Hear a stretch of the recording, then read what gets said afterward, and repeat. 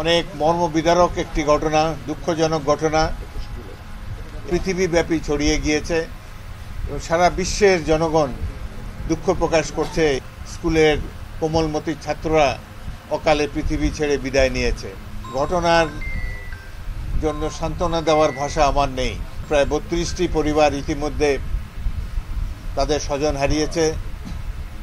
এই পরিবারকে সান্ত্বনা দেওয়ার ভাষা আমার নেই।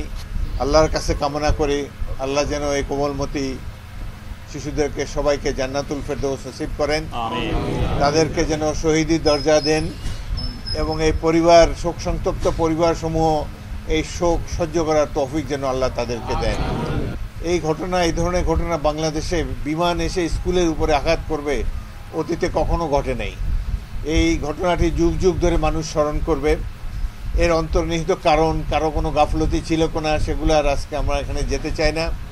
তবে আমি সামরিক বাহিনীর প্রাক্তন সদস্য, আমার মনে হয় যে এই ধরনের পুরানো এয়ারক্রাফট যেগুলা অনেক আগে বাতিল হয়ে গেছে বিশ্বের অন্যান্য দেশ কর্তৃক, এগুলোকে এখন আর এই প্রশিক্ষণে নিয়োজিত না করাই ভালো। ইতিমধ্যে বাংলাদেশ বিমান বাহিনীর কয়েকজন সদস্য পাইলট তারা প্রাণ হারিয়েছে এই ধরনের পুরনো এয়ারক্রাফট চালাতে গিয়ে।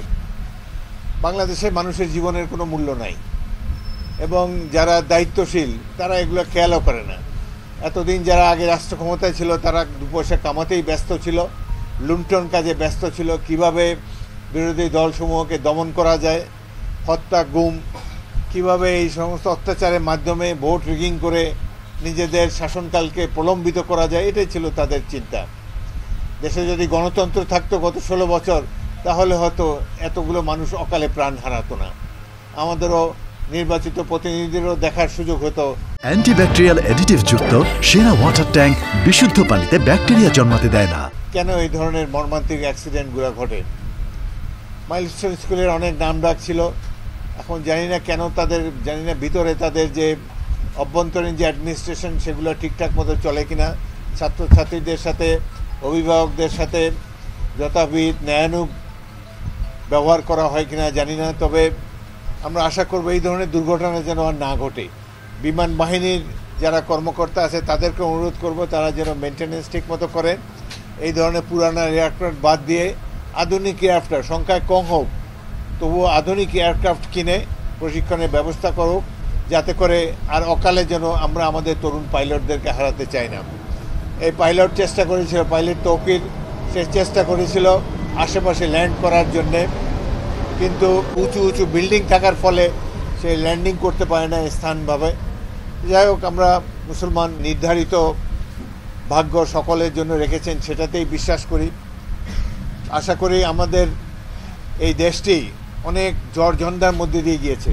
আমরা শান্তি থেকেও বাংলাদেশে থাকি নাই। আমরা প্রত্যেকেই বারংবার জেলে গিয়েছি এবং নির্বাচনের নামে কতগুলো প্রহসন হয়েছে।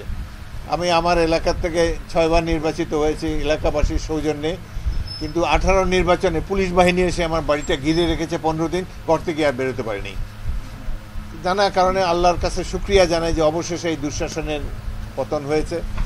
আগামী দিনে যদি আমরা আবার গণতন্ত্র এদেশে পুনর্বাসিত হয় এবং আমরা আশা করব যে জনগণের কাছে দায়বদ্ধ একটি সরকার রাষ্ট্র ক্ষমতায় যাবে এবং যত শীঘ্র সম্ভব নির্বাচিত প্রতিনিধিদের কাছে ক্ষমতা হস্তান্তর করার জন্য বর্তমান সরকারের কাছে আমরা অনুরোধ জানাবো। আমরা এই ধরনের দুর্ঘটনা দেখতে চাই না। দেশে যদি শক্তিশালী নির্বাচিত সরকার থাকে, জনগণের কাছে দায়বদ্ধ সরকার থাকে, তাহলে এই দুর্ঘটনার সংখ্যাও কমে আসবে। আমরা বিভিন্ন বাহিনীর সমূহের উপরে নিয়ন্ত্রণ প্রতিষ্ঠা করতে পারবো, তাদের কর্মকাণ্ড সম্পর্কে জানতে পারবো, তাদের ইকুইপমেন্ট, এয়ারক্রাফট, আর্মস ইকুইপমেন্ট সব আধুনিক আছে কিনা, ঠিকভাবে চলতে পারে কিনা, এ সম্পর্কেও দায়বদ্ধতার ব্যবস্থা আমরা করতে পারবো।